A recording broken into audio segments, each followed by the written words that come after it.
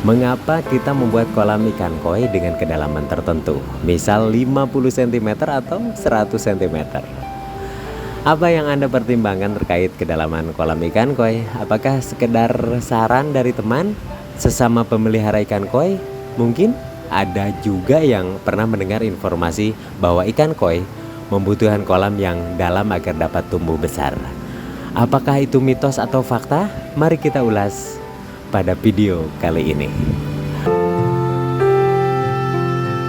Halo sahabat Koi Channel Indonesia, kita ketemu lagi di video Koi Channel Indonesia. Dan kali ini kita akan bicara tentang berapa meter kedalaman kolam ikan koi yang ideal.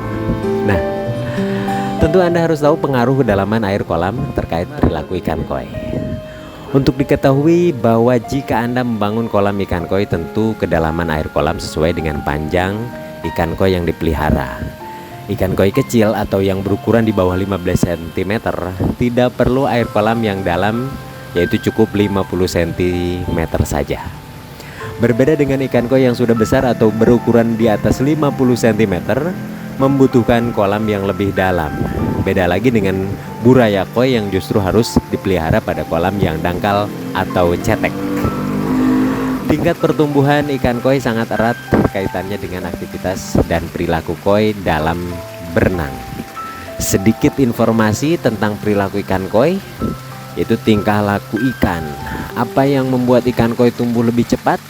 Antara lain adalah dengan melihat perilakunya. Ikan koi yang berenang aktif akan lebih cepat tumbuh jika dibandingkan dengan yang bergerak lambat atau diam. Oleh sebab itu, maka diperlukan ruang gerak yang cukup. Ikan koi yang cenderung bergerak cepat biasanya menggunakan sirip ekor ketika berenang. Sedangkan ikan koi yang bergerak lambat biasanya menggunakan sirip pektoral dan sirip anal ketika berenang. Perbedaan penggunaan sirip tersebut akan mempengaruhi kecepatan renang dan pertumbuhan ikan.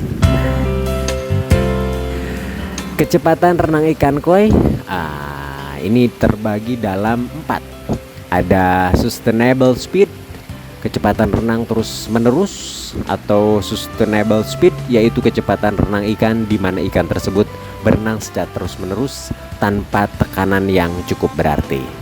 Yang kedua ada prolonged speed, kecepatan renang lanjut, yaitu kecepatan renang ikan di mana ikan berenang dalam keadaan mempertahankan kestabilan dan daya tahan renangnya. Yang ketiga maximum speed, kecepatan renang maksimum, yaitu kecepatan renang tertinggi yang mampu dihasilkan oleh ikan dengan memberikan tekanan arus yang besar, di mana ikan menghasilkan endurance yang kecil. Terus ada lagi kecepatan renang kaget atau burst speed, yaitu kecepatan renang ikan yang berbentuk dikarenakan ikan tersebut kaget atau tersentak dan terjadi dalam waktu yang singkat. Jadi kesimpulannya bahwa ikan koi dapat tumbuh secara maksimal jika mereka berada dalam wadah atau kolam dengan ruang gerak yang cukup luas, sehingga dapat melakukan seluruh aktivitas tersebut. Nah, ikan koi sendiri memiliki ekor sebagai penggerak utama. Bagaimana tadi kita sampaikan, kecepatan berenang ikan koi bertumbuh pada gerakan ekornya. Makin keras kebiasaan ekornya, maka semakin cepat pula berenang. Ikan koi yang memiliki bagian ekor yang kuat tentu dapat berenang dengan cepat. Kekuatan ekor koi ditandai dengan bagian pangkal ekornya atau yang dikenal dengan uzutsu. Oleh karena itulah, maka untuk memprediksi apakah seekor koi punya bakat jadi besar atau jumbo adalah dengan mengamati bagian pangkal ekornya atau uzutsunya. Biasanya koi dengan uzutsu yang tebal maka kemungkinan besar akan tumbuh menjadi koi yang jumbo. Nah, kemudian ada gerakan renang vertikal. Faktor lain yang bisa menunjang kecepatan pertumbuhan koi adalah aktivitas berenang vertikal. Gerakan renang vertikal ini biasanya terjadi ketika ikan koi sedang berada di dasar kolam. Lalu tiba-tiba kita memberi pakan, maka gerakan renang koi dari dasar kolam menuju ke permukaan untuk mengambil pakan dilakukan secara vertikal dengan cepat. Gerakan koi dalam berenang secara vertikal inilah yang menimbulkan reaksi pada otot dan tulang dan akan mempercepat pertumbuhannya. Semakin sering koi berenang vertikal, maka panjang badannya juga akan makin cepat bertambah. Hal inilah yang menjadi alasan mengapa kedalaman kolam sangat penting agar koi dapat berenang secara vertikal. Kedalaman kolam tentunya harus disesuaikan dengan ukuran koi. Untuk burayak koi atau ikan yang baru menetas burayak atau berumur di bawah 3 bulan, maka selayaknya dipelihara di kolam lumpur atau mud pond dengan kedalaman air tidak lebih dari 40 cm. Mengapa demikian? Yang pertama adalah karena burayak ikan koi masih belum memiliki kemampuan fisik untuk berenang di kedalaman air. Sebagaimana diketahui, semakin dalam air maka tekanan air juga semakin besar. Oleh sebab itulah maka burayak koi tidak akan mampu berenang di air yang dalam. Alasan kedua adalah karena burayak koi sedang dalam masa pertumbuhan dan membutuhkan pakan alami, yang mana pakan alami banyak terdapat di dasar kolam. Oleh sebab itu maka kolam pemeliharaan untuk burayak idealnya yang dangkal atau cetek saja agar burayak dapat mengambil pakan alami di dasar kolam. Kemudian yang kedua adalah koi tosai. Ikan koi yang berumur di antara 3 bulan sampai dengan 1 tahun biasa disebut dengan koi tosai. Pada rentang waktu ini ikan koi mengalami pertumbuhan yang sangat cepat. Dalam beberapa bulan saja ukurannya bisa bertambah 10 sampai dengan 20 cm.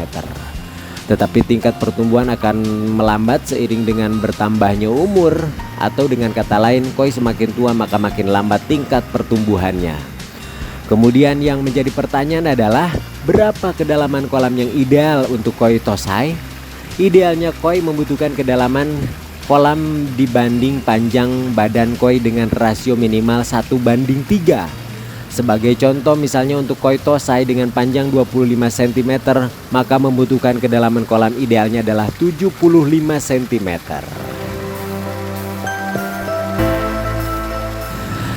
Terus koi dewasa. Koi dewasa yaitu koi yang sudah berumur di atas 1 tahun tapi di bawah 2 tahun disebut nisai. Sementara yang berumur 2 sampai dengan 3 tahun disebut sansai.